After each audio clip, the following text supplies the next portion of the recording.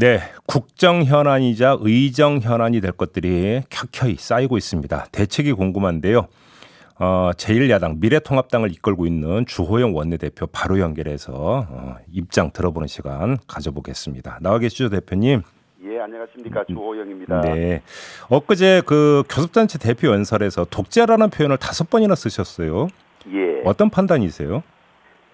이게 제 판단도 있지만은 네. 그 최장집 교수님께서 지금 이 정권의 민주주의는 전체주의다. 네. 그다음에 진보 세력의 도덕적 파탄이 극한 대결과 민주주의 위기를 초래했다 이렇게 평가하셨고요. 네.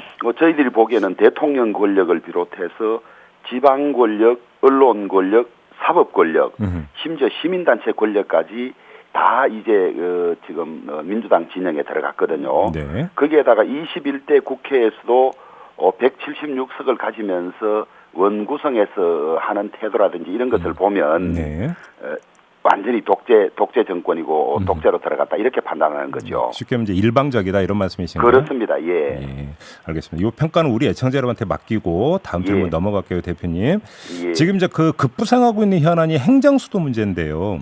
예. 지금 다 그 미래통합당 안에서도 예를 들어서 정진석 의원이나 오세훈 전 서울시장, 그다음에 장제원 의원 이런 분들은 이건 좀 적극적으로 검토해야 되는 거 아니냐 이런 입장을 내던데 예. 당의 공식 입장이 정해져 있는 건가요? 당의 공식 입장이 지금 이 현안이 대두되면서 정해진 바는 없고요. 네네. 그 이전부터 이제 행정수도 이전이 위헌 판결이 났지 않습니까? 그렇죠. 예. 그때부터 우리 당의 입장은 위헌 문제가 해결되지 않으면 행정수도 이전은 되지 않는다.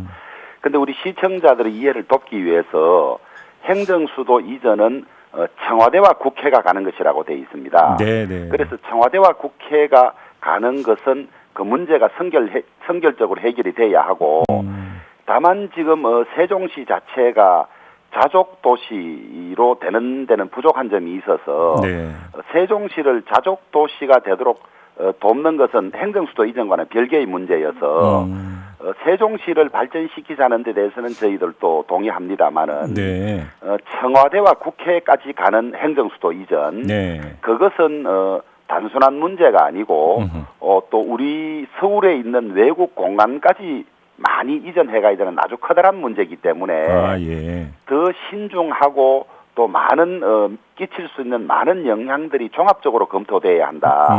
이런 입장을 가지고 있습니다. 그러면 지금 일단 대표님 그러니까 세종시의 발전이라고 하는 데는 여야 이견이 없다고 전제한다면 예. 그러면 발전의 구체적인 대안은 뭐가 있을 수가 있을까요? 이제 그건 뭐 기업들이 가는 것부터 세종시가 요구하고 있는 여러 요소들이 있습니다. 네. 그런 것을 좀 더 도와서 예. 세종시가 행복하고 이 자족적인 도시가 되는 건 저희들이 돕겠다. 그러나 거기에 더해서 청와대가 가고 국회까지 가고 하는 이런 문제들은 좀 더 신중하게 국민 여론도 들어야 하고 네. 법 체계도 검토해야 한다. 이런 입장입니다. 그러면 지금 원천적 반대 입장은 아니신 것 같습니다. 지금 말씀을 종합하려면. 아직은 위헌 문제가 해결되기 전까지는 예. 할 수 없다. 이런 입장이죠. 그러면 어제 정세균 총리 같은 경우는 국회 분원은 이야기했잖아요. 국회 예. 분원을 설치하는 방안은 어떻게 생각하세요? 그건 가능한 일이라고 봅니다. 저희들도 예. 지난 총선 때도 중앙당의 공약은 아니지만은 네. 충청권 공약 중에 국회 분원 설치도 들어있고 하기 때문에 네. 또 지금 13개 부처가 세종시에 가 있는 상황에서 예. 거기에 있는 국장 과장들이 국회에 오느라고 무슨 맞아요. 예. 길국장이네 뭐 톡과장이네 이러니까 맞아요. 예. 그 비효율을 없애기 위해서 분원을 설치하고 필요하면 국회 회의를 세종시에서 상임위원회 회의를 하는 것은 저는 논의 가능하다고 봅니다. 근데 이제 국회 분원이라고 하는 포괄적인 단어는 많이 쓰고는 있는데 예. 분원이라고 하는 개념을 어디까지라고 봐야 되는 거예요? 그것도 소위 사이즈를 어느 정도로 할 것이냐. 예. 상임위 회의를 세종시에서 할 수 있는 정도로 할 것이냐. 예. 더 나아가서 준하는 이 서울에 있는 국회에 준하는 아주 큰 기관을 설치할 것이냐.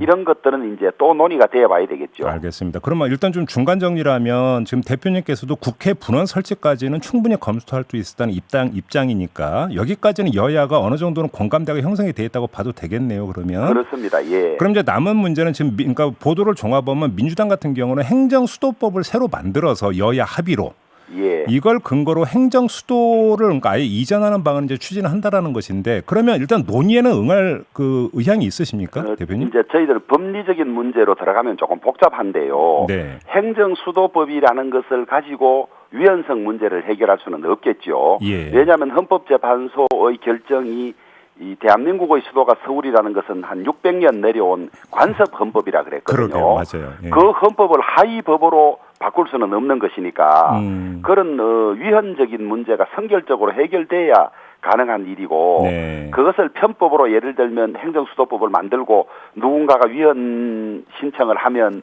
이제 헌법재판소가 이제는 자신들 편이 많으니까 위헌은 안 할 것이다. 네. 이런 생각은 대단히 위험한 발상이라고 봅니다. 아, 그래요? 예. 그러면 지금 그 법을 만든 다음에 그다음에 예. 필요하다면 다시 헌재에 가서 위헌 판단을 받아보는 절차는 위험하다고 한다면 예. 현실적으로는 개헌 외에는 지금 없다라는 말씀이신가요? 개헌도 있을 수 있고 국민 투표도 있을 수 있고 그런 예. 문제들을 예. 위헌 문제를 해결하지 않고 이 결론을 낼 수 있는 것이 무엇인지 그 말하자면 절차에 관해서 그렇죠. 많은 논의를 해봐야 되겠죠. 근데 그 대표님도 판사 출신 법률가시잖아요. 예. 요거 하나만 좀 여쭤볼게요. 관습 헌법이라는 그 14년 전에 16년 전인가요? 그 판단에 대해서 어떻게 보세요, 대표님은? 저는 헌재가 우리나라 헌법 해석에 관한 최고의 기관이기 때문에 네. 판례에 관해서 각자 의견이 있을 수 있지만은 그것을 무시하거나 거부할 수 없다는 것이 가장 중요하다고 봅니다. 아, 물론 그렇긴 하죠. 예. 예. 그래요. 알겠습니다. 아무튼 당내에서 이거 좀 적극적으로 검토한다는 목소리가 계속 나온다라고 한다면 일단 당론을 한번 정해보는 이런 절차를 거칠 생각이 있으신 거예요? 그런 과정을 거쳐야 하지 않겠습니까? 그래요? 그런데 이제 16년 전에 이 소위 행정수도 이전을 놓고 노무현 전 대통령께서 선거의 재미 좀 봤다고 하지 않습니까? 예. 그래서 이번에도 아마 선거 재미를 좀 보려고 민주당이 저러는 측면이 없지가 않고 대선용이다? 예, 그다음에 이 수도권 집값이 워낙 올라가고 자기들이 그 집값을 잡지 못하는 이 무능 이런 것들이 있으니까 예. 그런 이슈를 행정수도를 옮기면 마치 해결될 듯이 임시 변통적으로 낸 측면이 있어서 예. 진정성이 많이 의심된다는 거죠. 그것은 정의당조차 그런 생각을 가지고 있습니다. 알겠습니다. 근데 부동산 이야기 나왔으니까 지금 종부세 강화 이 세제 개편안 있지 않습니까? 예. 이건 어떻게 처리할 생각이세요? 이제 민주당은 뭐 이번 국회가 이제 8월 4일까지 계속되는데 네. 이번 국회 안에 결론을 내겠다고 하는데 한 나라의 조세 제도나 체계를 짧게 이래 할 수는 없습니다. 심지어 조선시대 세종대왕께서 논에서 나는 벼에 세금 매기는 걸 정하는데도 18년이나 걸렸다는 것 아닙니까? 아, 그랬나요? 예. 근데 이번 이 정부에서 부동산 대책에 관해서 3년 안에 무려 22번의 대책을 쏟아냈지만은 다 네. 거꾸로 갔거든요. 예. 그래서 너무 적응적으로 대응한다. 또 적흥적으로 대응한다. 예. 이런 생각이 있고 그다음에 이 자기 집 한 채를 가지고 있는 실소유자들에게 마치 그것이 무슨 나쁜 것인 것처럼 아주 높은 세금을 매기고 하는 것은 저는 맞지 않다고 봅니다. 그래서 이 집값을 잡는 대책으로는 세금 대책도 필요하지만은 세금 대책으로는 다 해결할 수가 없고 결국은 전문가들의 의견을 종합하면 수요 공급의 문제라는 거거든요. 공급 확대가 필요하다. 그렇습니다. 네. 그리고 이제 정부도 그쪽으로 방향은 제대로 잡아가는 것 같습니다. 지금 여권에 이 결정할 수 있는 라인에 있는 분들이 많은 분들이 이제 어제 오늘 사이에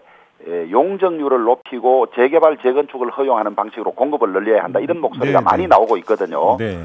그래서 그런 것이 주가 돼야지 심지어 국민들이 느끼기에 이것은 주택값 대책이 아니라 이 정세 대책이다. 세금을 뜯어가기 위한 방법이 아니냐 이런 불만이 나와서는 안 되겠죠. 알겠습니다. 지금 세금 얘기 나왔으니까 그 대표님 인터뷰 끝난 대로 지금 이제 기재부하고 인터뷰에서 물어볼 사항이긴 한데요. 예. 어제 정부가 내놓은 세제 개편안 가운데 소득세 최고 구간을 신설을 해서 세율을 45%로 매기는 이 방안이 있지 않습니까? 이건 예. 어떻게 평가를 하세요?